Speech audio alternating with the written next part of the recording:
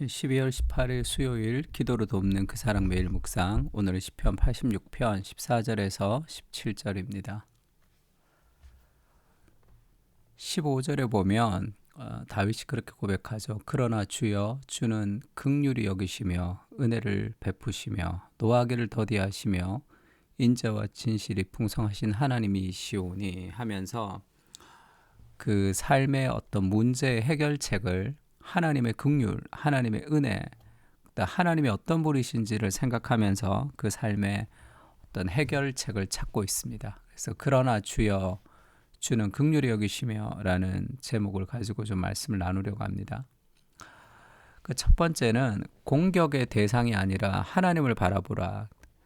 지금 다윗은 자신을 공격하는 사람들의 공격을 지금 받고 있습니다. 그 14절에 하나님이여 교만한 자들이 일어나 나를 치고 포악한 자의 무리가 내 영혼을 찾아 싸우며 자기 앞에 주를 두지 아니하였나이다. 그러니까 하나님을 그 앞에 두지 않는 사람들은 포악하고 잔인하고 그 교만을 이제 극복할 수 없는 거죠. 하나님을 앞에 둘 때만 그 삶이 이제 겸손할 수 있습니다. 그런 하나님을 그 앞에 두지 않는 그런 포악하고 교만한 자들이 일어나서 다윗을 공격하고 있는 그 공격의 상황과 그 어려움의 상황에서 다윗이 그들을 향해서 비판하거나 그들과 욕하거나 그들과 싸우는 것이 아니라 그러나 주여, 주는 긍휼히 여기시며 라고 그 삶의 어떤 분노의 방향을 바꾸어 버리죠. 자신을 교만한 자들이 일어나서 자기를 치고 포악한 자들이 자기 영혼을 막 찾을 때, 다윗을 공격할 때 다윗이 그 공격의 어떤 포인트를 자기를 공격하는 사람에게 두지 않습니다.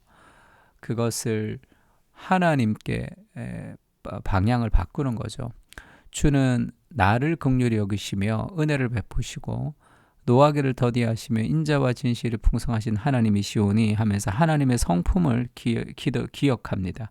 하나님의 성품이 어떤 분이신지를 기억할 때 우리가 그 성품의 근거에서 하나님께 기도할 수 있는 거죠. 내게로 돌이키사 내게 은혜를 베푸소서. 그러니까 하나님의 은혜를 베풀어 달라고. 주의 종에게 힘을 주시고 주의 여종의 아들을 구원하소서. 그러니까 그들을 향한 어떤 비난이나 에너지를 거기에 쓰는 것이 아니라 자신을 비방하는 사람들의 비방이 있지만 하나님께 나아가는 거죠. 하나님께 나아가서 내가 어떻게 반응을 해야 될지에 대한 올바른 반응을 하나님을 통해서 찾는 겁니다. 나를 공격하는 사람을 내가 바로 공격하는 것은 그 자극이 있으면 곧바로 반응하는 거죠.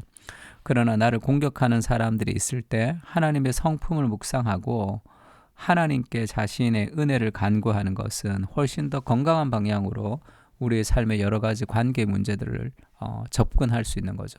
그러니까 공격의 대상을 향해서 바로 공격하는 것이 아니라 하나님을 바라봅니다. 그러면서 다윗이 자신을 돌아보는 거죠. 적들의 공격 속에서 자기 자신을 돌아보고 있습니다. 은총의 표적을 내게 보이소서. 그러면 나를 미워하는 그들이 보고 부끄러워하오리니 여호와여 주는 나를 돕고 위로하시는 이시니이다. 하나님의 은총의 표적을 내게 보여주셔서 그 하나님으로 승리하고 싶은 그 마음의 고백을 하는 거죠. 내가 그들과 맞서 싸워서 승리하는 것이 아니라 하나님이 나와 함께 하시고 하나님이 긍휼히 여기셔서 하나님의 역사를 통해서 승리하게 해주십시오. 지금 그렇게 다윗이 기도하고 있습니다. 그리고 자기 자신을 굉장히 돌아보면서 자신을 정결하게 하는데도 힘을 쓰고 있는 거죠. 그러니까 팀 켈러의 시편 묵상에는 이렇게 표현하고 있습니다. 누군가로부터 비판을 받았고 그 내용이 대부분 오류라 하더라도 이 잘못된 거짓 뉴스죠. 비난 내용 가운데 다만 20%라도 근거가 있는 듯 보인다면 반드시 확인해 보십시오. 주저없이 그 지적을 받아들이고 서슴없이 회개할 때 우리는 모두 모든 저주를 복으로 변화시킬 수 있습니다. 그러니까 그 사람이 나에 대해서 비난을 하는데 대부분 거짓이에요. 80%가 거짓이고 20%만 어떤 하나의 사실입니다. 그때 우리는 분노하기도 하고 이 거짓에 맞서서 무언가를 행하기도 하지만 거짓에 맞서서 무언가를 바꿔가는 것도 필요하지만 그들이 말한 그 20%가 결국 나를 겸손하게 만드는 도구로는 사용될 수 있습니다. 아니면 100% 잘못된 어떤 비난을 한다 하더라도 100% 잘못된 비난을 가지고 그것에 대해서 우리가 거부할 수 있고 바로 잡을 수도 있지만 잘못된 것을 그런 행위 자체, 그런 경험 자체를 통해서 우리를 더 겸손하게 만드는 과정으로는 삼을 수 있는 거죠. 그래서 그런 기분 나쁜 일들이 있을 때 우리가 더욱더 내 자신을 향해서 내가 인생의 주인이 아니고 더욱더 하나님 앞에 겸손해야 되겠다는 것을 좀 깨달을 수는 있습니다. 분노하기도 하고 하니까. 그래서 그 사람이 잘못된 얘기를 하더라도 그것을 통해서 우리를 돌아볼 수 있다. 그 얘기를 하고 있는 거죠. 예수님도 그렇게 얘기했습니다. 비판을 받지 않으려거든 비판하지 마라. 너희가 헤아리는 헤아림으로 헤아림을 받을 것이다. 형제의 눈 속에 있는 티를 보고 내 눈 속에 있는 들보를 깨닫지 못하느냐. 이것이 이제 외식한다 그러죠. 외식하는 자여 내 눈 속에 들보를 빼어라. 그 후에야 밝히 보고 형제의 눈 속에 티를 빼리라. 그러니까 자신에게 흠이 있으면 다른 사람에게 절대 잘못됐다는 지적을 해서는 안 된다는 말이 아니죠. 자신을 돌아볼 수 있는 것을 이야기하고 있습니다. 그러니까 우리가 어떤 상황, 어떤 경험 속에서도 우리를 돌아볼 수 있는 거죠. 그것이 까닭 없는 저주가 아침에 참새가 짖은 것처럼 그렇게 의미 없는 것이지만 참 오늘 재수 없다 이렇게 끝나지 않고 그것을 통해서 우리를 더 겸손하게 만들어갈 수 있는 자신을 돌아보는 그런 모습으로 삼아갈 수는 있습니다. 오늘 다윗이 그것을 우리에게 보여주는 거죠. 인생의 수많은 공격 속에서도 그것을 하나님께로 아뢰일 수 있는 것. 우리가 어떤 실패를 경험할 때도 있죠. 분노를 하거나 어떤 실패를 경험할 때도 있습니다. 그것까지도 자기 자신에게를 가져가면 절망과 한숨이지만 그것도 하나님께 가져가서 이렇게 연약한 나를 여전히 사랑하시는 그리스도의 사랑을 기억하면서 우리가 좀 회복될 수 있습니다. 갈라디아서에도 이런 표현이 있죠. 형제들아 사람이 무슨 범죄한 일이 드러나거든 그 사람을 욕하고 비난하지 말고 신령한 너희는, 이때 신령하다는 것은 성령의 열매를 가지는 너희는 이 뜻입니다.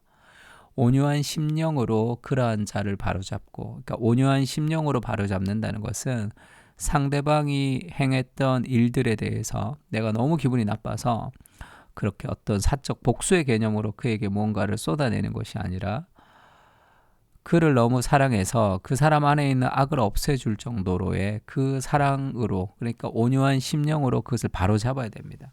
그 잘못된 것을 그냥 놔둘 수는 없는 거죠. 그러나 한 가지, 내가 의롭다라는 게 아니라 너 자신을 살펴보아 너도 시험을 받을까 두려워하라. 나도 하나님의 은혜가 없이는 언제든지 그런 범죄를 저지를 수 있는 존재다라는 그런 겸손을 가지면서 사랑 가운데 온유한 심령으로 그 사람을 바로잡아 가는 것, 그것이 우리 안에 성령의 열매를 가지는 사람들이 해야 될 일이다. 바울이 지금 그렇게 얘기하고 있습니다.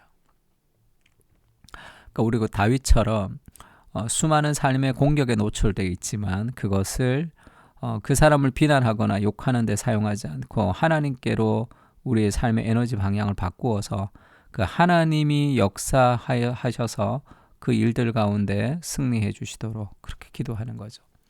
말씀을 통해서, 은혜를 통해서, 그리고 사람들의 쓴소리를 통해서도 자신을 돌아보게 하시고 겸손을 배우는 시간이 되게 하여 주시옵소서. 세상에서 경험하는 모든 일들이 우리를 성장시키는 사건들임을 기억하며 인생은 경험과 사건이 아니라 해석임을 깨닫게 하시고 날마다 함께 하시는 하나님의 은혜를 누리게 하여 주시옵소서. 아멘. 우리 다 같이 시편을 가지고 함께 기도하겠습니다.